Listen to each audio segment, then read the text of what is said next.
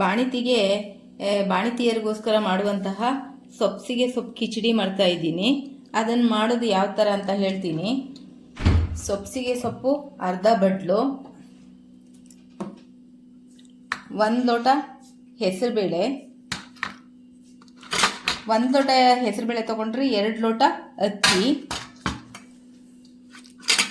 ಅರ್ಧ ಹೋಳು ಕೊಬ್ಬರಿನ ಪುಡಿ ಮಾಡಿ ಇಟ್ಕೊಂಡಿದ್ದೀನಿ, ಅರ್ಧ ಸ್ಪೂನ್ ಜೀರಿಗೆ, 1 ಸ್ಪೂನು ಮೆಣಸು ಮತ್ತು ಜೀರಿಗೆನ ತುಪ್ಪದಲ್ಲಿ ಹುರಿದು ಪುಡಿ ಮಾಡಿ ಇಟ್ಕೊಂಡಿದ್ದೀನಿ, ಕರಿಬೇವಿನ ಸೊಪ್ಪು ಒಂದು 5-6 ಎಸಳು ತೊಗೊಂಡಿದ್ದೀನಿ, ರುಚಿಗೆ ತಕ್ಕಷ್ಟು ಉಪ್ಪು, ಅರಿಶಿನ ಒಂದು ಅರ್ಧ ಸ್ಪೂನು, ಇಂಗು ಒಂದು ಅರ್ಧ ಸ್ಪೂನು, ತುಪ್ಪ ಒಂದು 4 ಸ್ಪೂನು ಇಷ್ಟು ತೊಗೊಂಡಿದ್ದೀನಿ.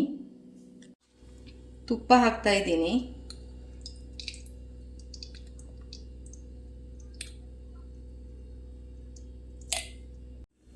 ಹೆಸರುಬೇಳೆ ಹಾಕ್ತಾ ಇದ್ದೀನಿ. ಅದು ಒಂದು ಸ್ವಲ್ಪ ಗಮ್ಮನ ತನಕ ಹುರ್ಕೋಬೇಕು.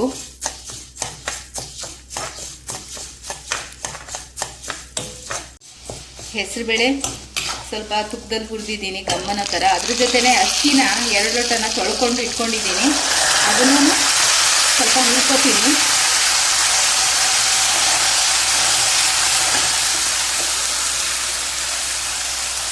ಕರಿಬೇವಿನ ಸೊಪ್ಪನ್ನು ಹಾಕ್ತೀನಿ, ಜೀರಿಗೆನೂ ಹಾಕ್ತಾ ಇದ್ದೀನಿ, ಮೆಣಸು,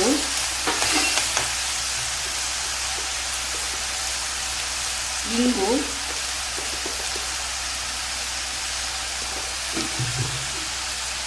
ಅರಿಶಿನ,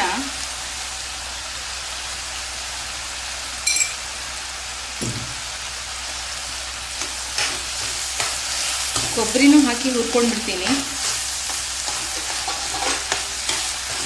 ಸೊಪ್ಪಿಗೆ ಸೊಪ್ಪು ಹಾಕ್ಕೊಂಡು ಹುರ್ಕೋತೀನಿ.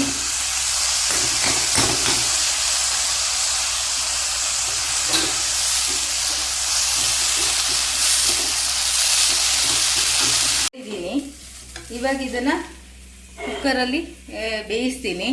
1 ಲೋಟ ಅಕ್ಕಿಗೆ 4 ಲೋಟ ನೀರು ಇಟ್ಕೊಂಡಿದ್ದೀನಿ.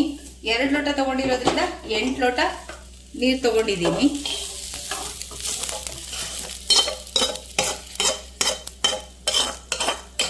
ರುಚಿಗೆ ತಕ್ಕಷ್ಟು ಉಪ್ಪು. ನಾನು ನೀರನ್ನ ಕುದಿಸ್ಕೊಂಡಿದ್ದೀನಿ. ಫಸ್ಟು 8 ಲೋಟ ನೀರನ್ನ ಕುದಿಸ್ಕೊಂಡಿದ್ದೀನಿ, ಯಾಕೆಂದರೆ ಬೇಗ ಆಗುತ್ತೆ ಅಂತ ಹೇಳಿ. 5 ವಿಷಲನ್ನು ಕೂಗಿಸ್ತೀನಿ. ಕಿಚಡಿ ಆಗಿದೆ.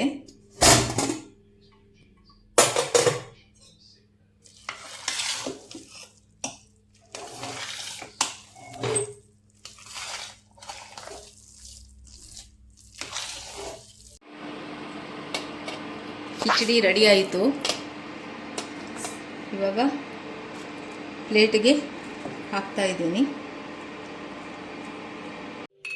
ಇದಕ್ಕೆ ಒಂಚೂರು ತುಪ್ಪ ಹಾಕ್ಕೊಂಡು ತಿಂದರೆ ತುಂಬ ಚೆನ್ನಾಗಿರುತ್ತೆ. ಸೊಪ್ಸಿಗೆ ಸೊಪ್ಪಿಂದ ಹಾಲು ಜಾಸ್ತಿ ಬರುತ್ತೆ. ಇನ್ನೂ ಹೇಳ್ತೀನಿ, ವಿಡಿಯೋಗಳನ್ನು ತೋರಿಸ್ತೀನಿ ಹಾಲು ಬರೋದಕ್ಕೆ, ಜಾಸ್ತಿ ಆಗೋದಕ್ಕೆ ಏನೇನು ಕೊಡಬೇಕು ಅಂತ.